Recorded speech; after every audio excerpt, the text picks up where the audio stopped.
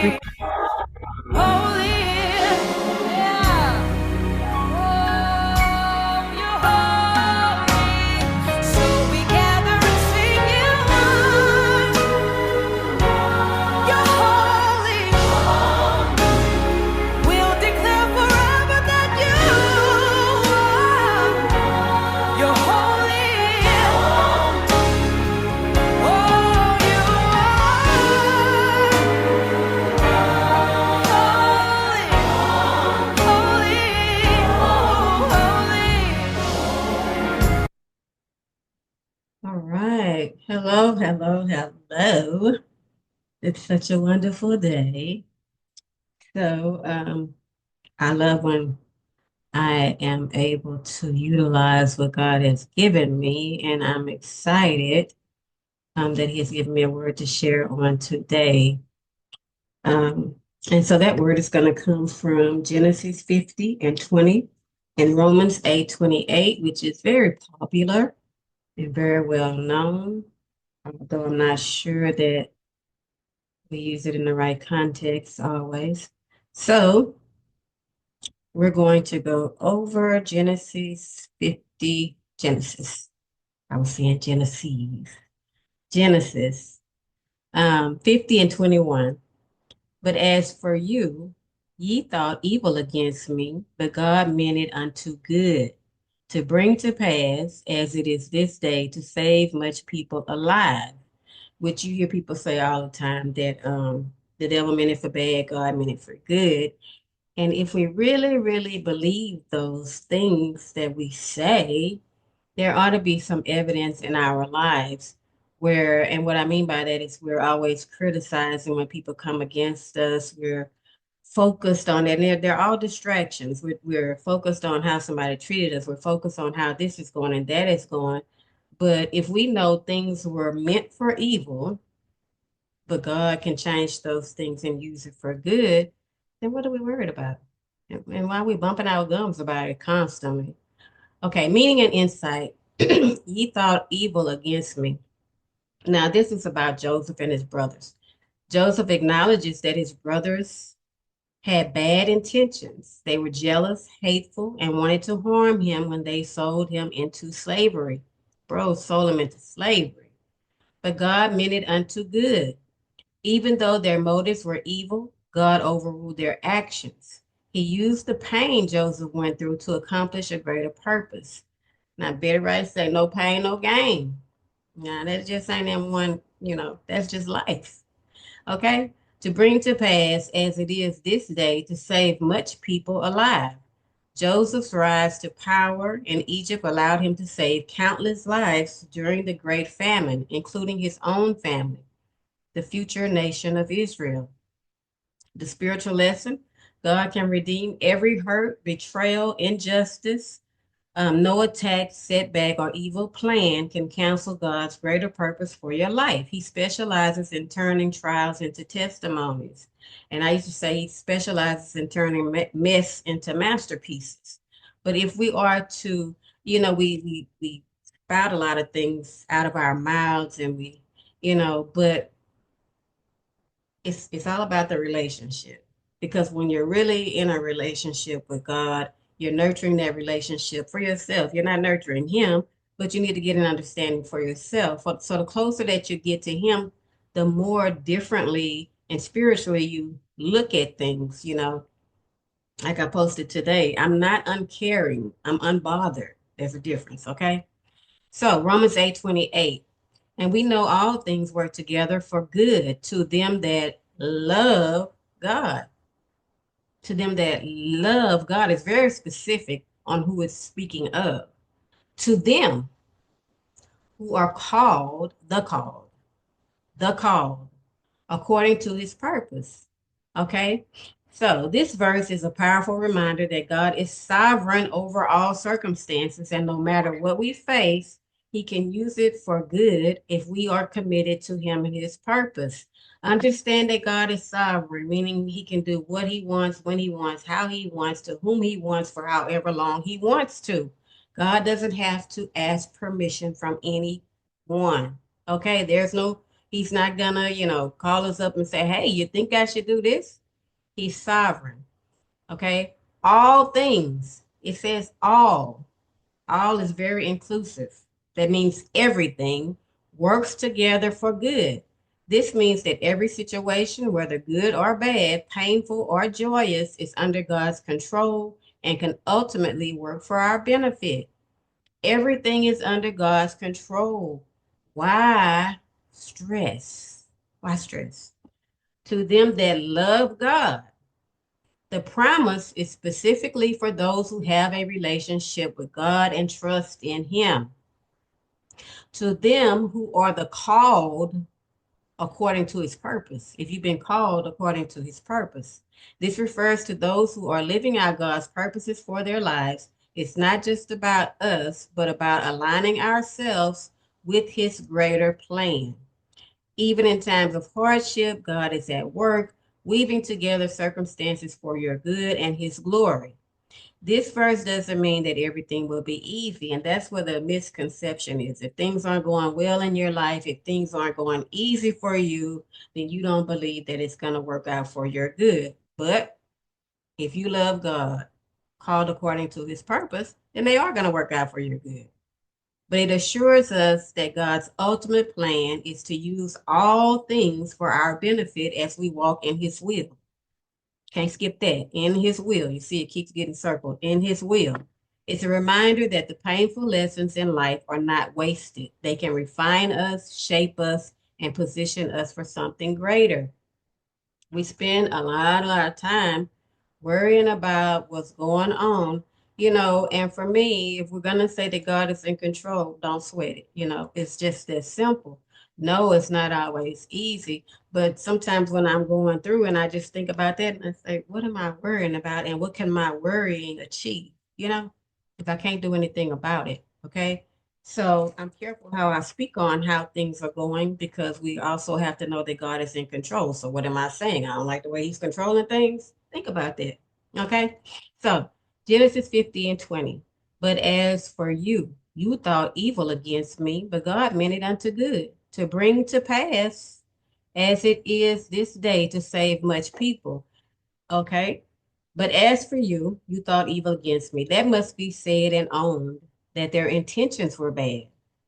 They thought to have contradicted his dreams and made them of none effect. They was messing with Joseph's dreams, trying to act like he didn't dream what he dreamed and that it didn't mean anything. Make it of none effect to have taken away his life or however to have made him a slave all his days. That's what their intention was. But God meant it unto good. He designed good should come by it, and he brought good out of it. This shows that his action, which was sinful in itself, fell under the decree of God, or was the object of it, and that there was a concourse of providence in it. Not that God was the author of sin, which neither his decree about it nor the concourse of providence with the action as such supposes he leaving the sinner wholly to his own will in it, which is natural for the natural will of anyone is to sin, and having no concern in the ataxy or disorder of it, but in the issue through his infinite wisdom causes it to work for the good as follows: to bring to pass as it is this day to save much people alive. The nation of the Egyptians and the neighboring nations, as the Canaanites and others, and particularly his father's family. Thus, the sin of the Jews in crucifying Christ, which notwithstanding the determinate counsel of God, they most freely performed, was what wrought out the greatest good, the salvation of men. They meant it for evil, but God had a plan for it to be for our good. That was for our redemption. Romans 8:28. 8:28. Okay, so this one is very familiar. Everybody repeats it, but how many of us actually believe it? And if you actually believe it, then it should be evident in your life. If you believe it, there should be some evidence in your life. And that's not on any judgment. That's just for us to check ourselves personally, not to go around checking nobody else. Check yourself. Okay. Romans 8:28. And we know that all means everything. Nothing is left out. All things work together for good to them that love God, to them who are called according to his purpose, and nobody else, to them.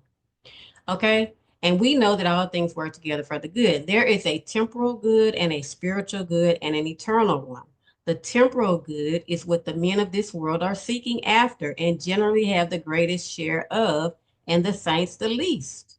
You know, people of the world sometimes are often seeking after greatness, whether it's monetary or whatever, collectors of things, whatever, you know. And it seems that they have the greatest share of it, and the saints seem to have the least. And yet they have as much as is needful for them. And what they have with a blessing. And even sometimes afflictions work for the temporal good of God's children. Spiritual good lies in a lively exercise of grace and conformity of the soul to God, and is what the men of the world least regard and the saints most.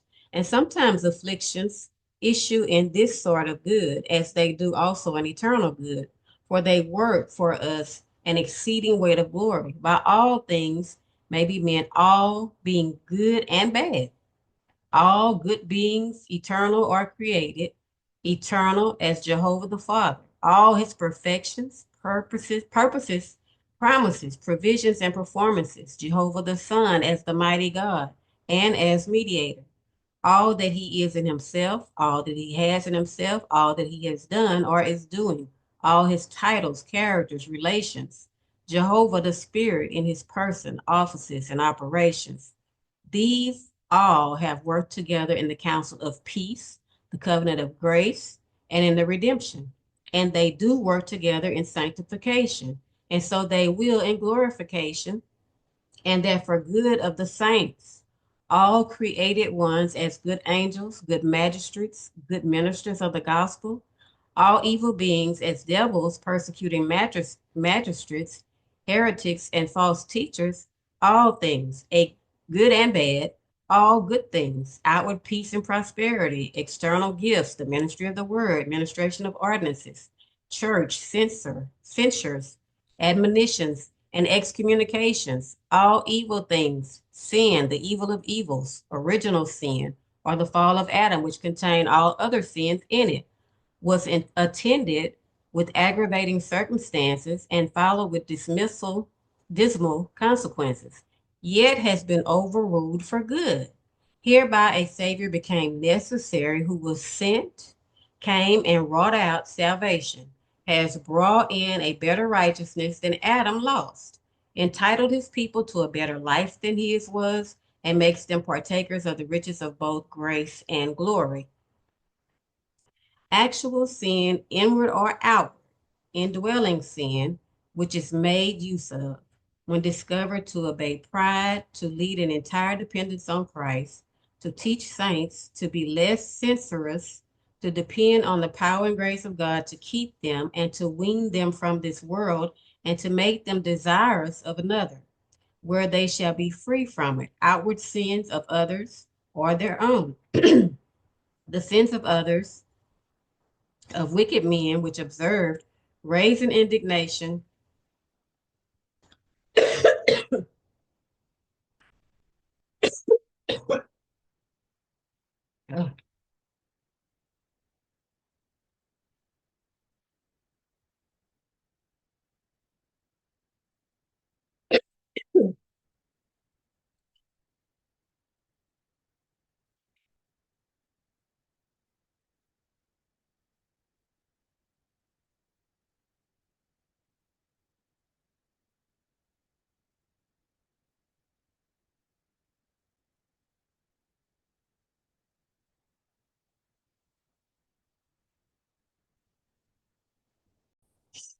In the saints against sin and a concern for God's glory, and to look into their own hearts and ways and admire the grace of God to them, that this is not their case. The good men which are recorded and may be observed, not for example and encouragement in sin, but for admonition and to encourage faith and hope under a sense of it, of their own for humiliation, which issues in weakening the power of sin in themselves and the strengthening of graces of others.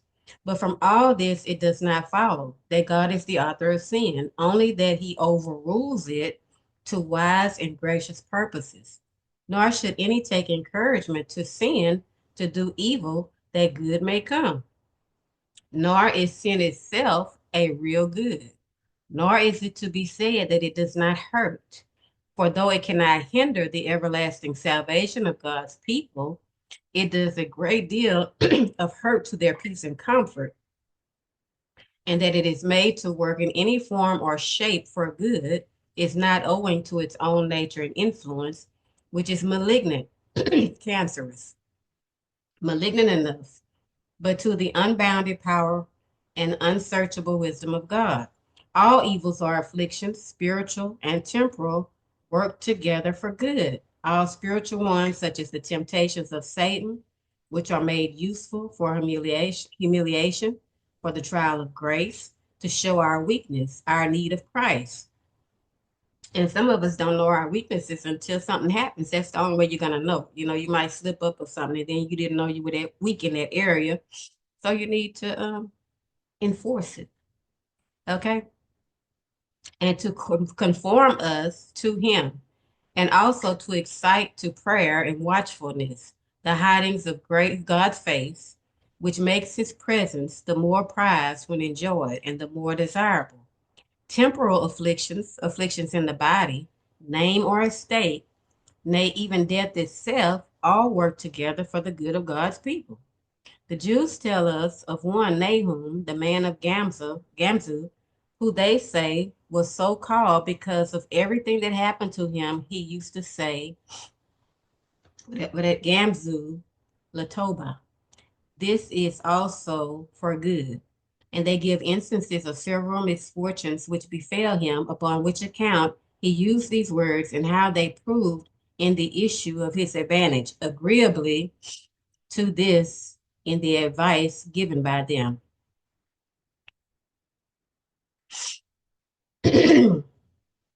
Now that all things do work together for good, the saints know and are firmly persuaded of, both from the word and promises of God and from the instances of Jacob, Joseph, Job, and others, and also from their own experience. And it is to be observed that it is not said that all things have worked together, and so they may again, or that they shall work together, but all things work together. They now work together. They are always working together, whether it can be observed or not. Prosperity and adversity, whether in things temporal or spiritual, work together and make an intricate woven work in providence and grace, which will be viewed with admiration another day. Okay. One copy reads, God works together or causes all things to work together for good. And so the Ethiopic version, we know that God helps them that love him to every good thing. And to this agrees the Syriac version. We know that to them that love God, he is everything, helps, and he in everything helps them to good. And certain it is that God is the efficient cause that makes all things work together for his people's good. The persons to whom all things work together for good are described as such that love God, a character which does not agree with all the sons and daughters of Adam. Love to God is not naturally in men. It is wrought out in the soul in regeneration, and in an evidence of it. It grows with faith, which works by it. Without it, a profession of religion is vain. A lot of people profess salvation, but really don't have they don't, how much time do you spend with God? And I'm not talking about in church. How much time do you spend in his word? How much time do you spend studying? How much time do you spend asking him, what does he want from you? What does he want you to do? Because this is something you can do all day long. You ain't got to be sitting down still or laying down or getting ready to go to bed. This is a relationship. So how good do you want this relationship to be determines how much time you spend and how much you put into it. Put in, you get out what you put into it. And we keep trying to, it's just like any other relationship, except this one is always loving and giving. Okay. Let's see. It is wrought in the soul of regeneration and is an evidence of it. It grows up with faith, which works by it. Without it, a profession of religion is vain. And where it is once wrought, it lasts forever. It ought to be a superlative and universal constant, warm and ardent, hearty, making his glory the supreme end of their actions, by being careful not to offend him, by delighting in his presence, in his people, his word, ordinances, ways, and worship, and by undervaluing the world and all things in it in comparison of him, who is to be loved for the perfections of his being and the characters and relations he stands in and bears to his people, and on account of the love with which he has loved them, and which is indeed the spring and sources of theirs. They are further described as such, and this is describing the people who all things work together for their good, who are called, who are the called, according to his purpose, the called of God and of Jesus Christ, not to any office. It's not talking about being called to be a preacher or anything else, or by the external ministry of the word only, but by special grace from darkness to light, from bondage to liberty, from the company of sinful men to fellowship with Christ, from a trust in their own righteousness to a dependence on his, to grace here and glory hereafter, which is done unto the purpose of God. The persons called are fixed upon God. None are called but whom God purposed to call. Those who are called can assign no other reason of it than the will of God, and no other reason but that can be given why others are not called, because it was God's choice. The time, when, the place, where, the means whereby persons are called are all settled and determined by the will and according to the purpose of God. And that's why we don't grow weary in doing good. We keep teaching, we keep preaching, we keep, but we don't fight with people about the word. If somebody disagrees with me on something, or I see that they're going in a different direction or something, we have to use discernment. You have to know that some people you are not going to reach. Some people like to argue. Some people are going to be right no matter what, no matter how wrong they are. Baby, I don't like to waste my words, so I'm not going to have a long conversation with you on it. We're going to just go on to something else because it's not my job to fix their heart on God. I do what I'm supposed to do. First of all, I could be speaking to someone who was not called, who was not elected, who was not predestined or ordained to salvation. So in that case, I would be wasting my words. So I'm gonna do my part, and that's gonna be that. All right, now y'all have a great day.